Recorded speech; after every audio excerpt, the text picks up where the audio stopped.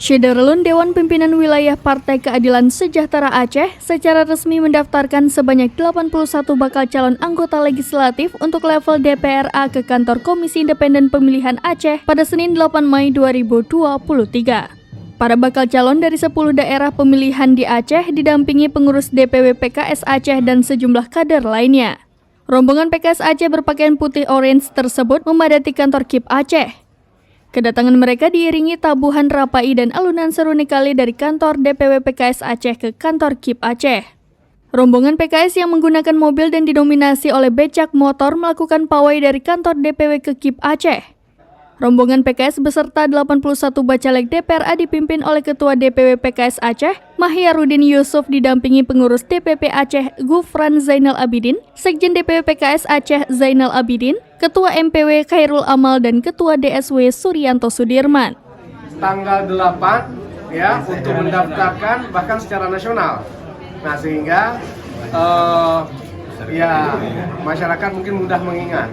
Mendaftar tanggal 8 ternyata adalah partai nomor 8 yaitu Partai Keadilan Sejahtera.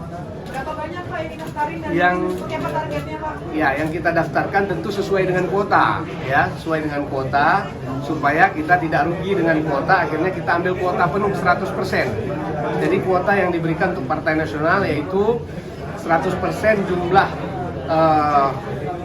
anggota dewan atau jumlah, jadi BCAD-nya jumlah kursinya 81 orang, jadi yang kita daftarkan adalah 81 orang di 10 dapil.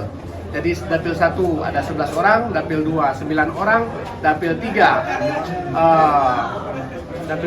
7 orang, dapil 4 6 orang, dapil 5 12 orang, dapil 6 6 orang, dapil 7 7 orang, dapil 8 5 orang, dapil 9 9 orang, dapil 10 9 orang.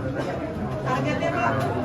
Keterwakilan perempuan alhamdulillah penuh semuanya. Bahkan ada dapil yang perempuannya kami tempatkan di nomor urut 1. Nah, kemudian ada juga dapil yang kami tempatkan nomor urut 1 itu dari kalangan milenial, yaitu usianya 24 tahun. Targetnya Pak? Target Pak? Target kita insya Allah maksimal. Nah, nanti banyak kali kita bilang nanti nggak enak sama partai lain kan gitu. Ya paling tidak satu dapil 1 kursi. Kalau satu dapil 1 kursi berarti 10 kursi, ya.